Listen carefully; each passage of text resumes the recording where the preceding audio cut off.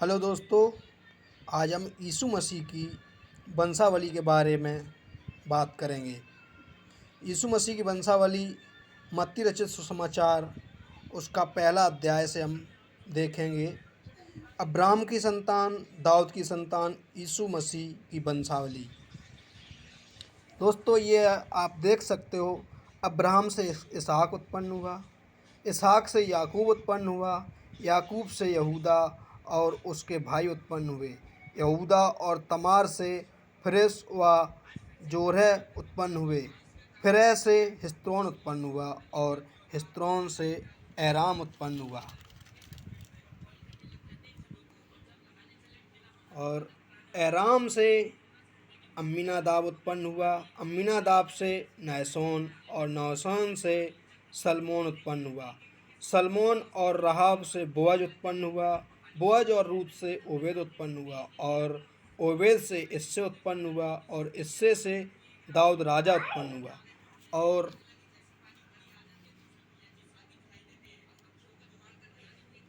दाऊद राजा से सुलेमान उस स्त्री से उत्पन्न हुआ जो पहले उरिया की पत्नी थी। सुलेमान से रहबाम उत्पन्न हुआ, रहबाम से अबिया उत्पन्न हुआ और अबिया से आसा उत्पन्न हुआ और आसा से यहोशापात उत्पन्न हुआ। यहोशापात से योराम उत्पन्न हुआ और योराम से उज्जिया से योताम उत्पन्न हुआ। योताम से आहाज उत्पन्न हुआ और आहाज से हिजकिया उत्पन्न हुआ। हिजकिया से मनस्से उत्पन्न हुआ। मनस्से से आमोन उत्पन्न हुआ और आमोन से योशिया उत्पन्न हुआ और बंदी होकर बेबीलोन जाने के समय में योसा से यकुन्याह और उसके भाई उत्पन्न हुआ। बंदी होकर बेबीलोन पहुंचाए जाने के बाद यकुन्याह से सालतियेल उत्पन्न हुआ और सालतियेल से जरुब्बाबिल उत्पन्न हुआ। जरुब्बाबिल से अबीहूद उत्पन्न हुआ। अबीहूद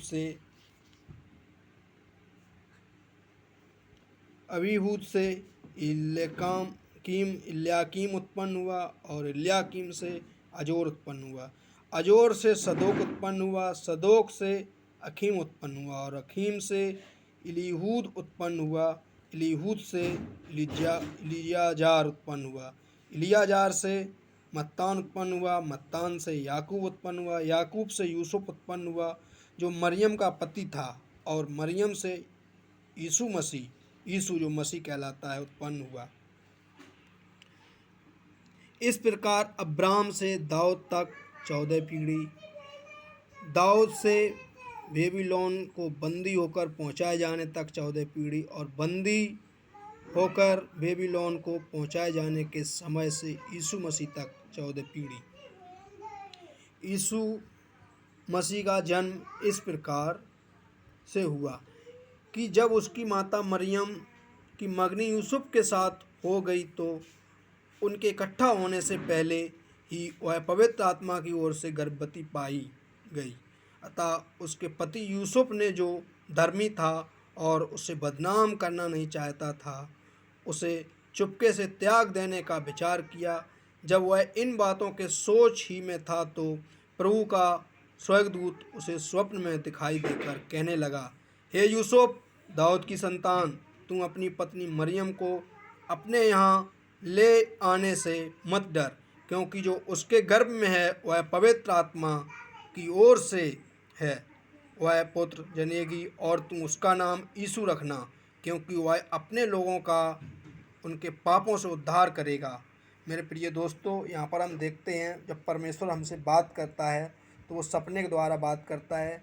जैसे यूसुफ से सपने के द्वारा बात किया यीशु मसीह के बारे में, क्योंकि यूसुफ सोचता था कि मरियम के जो बच्चा है वो मालूम नहीं कैसा है, लेकिन जब ये सोच रहा था तो यीशु मसीह के बारे में ऐसा सोच रहा था तो स्वर्गदूत आकर के उसको सपने में बताता है कि जिस बच्चे से तू डर रहा है वो बच्चा परमेश्वर की ओर से पवित्र आत्मा से पैदा होगा और मरियम जो है ना अब तक किसी भी व्यक्ति के पास नहीं गई।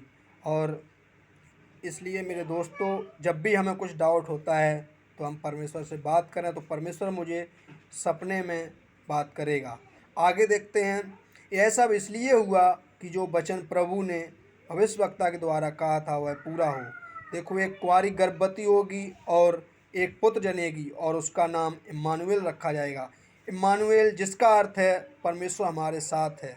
तब यूसुफ नींद से जागकर प्रभु के दूत की आज्ञा के अनुसार अपनी पत्नी को अपने यहाँ ले आया, और जब तक वह पुत्र न जनी तब तक वह उसके पास ना गया, और उसने उसका नाम यीशु रखा। मेरे दोस्तों, यूसुफ ने जो परमेश्वर ने जो आज्ञा दी थी उसको पूरा किया, और यूसुफ का नाम आज बाइबल में है। मेरे दोस्तों, हम यही सब कहना चाहेंगे कि हमें जब भी कोई प्रॉब्लम होती है तो हम परमेश्वर से पूछें, तो हमें वो पर यीशु मसीह हमारा जो परमेश्वर है वो स्वप्न के द्वारा हमें बताएगा, और वो स्वप्न ऐसा नहीं कि हम भूल जाएं, वो हमेशा हमेशा याद रहेगा। सभी लोगों को जय मसीह की। धन्यवाद। अगर आप इस चैनल पर नए हैं तो मुझे सब्सक्राइब करें, और ऐसे तमाम वीडियो देखने के लिए मेरे चैनल को लाइक करें और इसे शेयर करें, ताकि उन लोगों तक पहुंच सके जो परमेश्वर से दूर हैं, वो भी परमेश्वर में आने पाएँ। सबको जय मसीह की। धन्यवाद।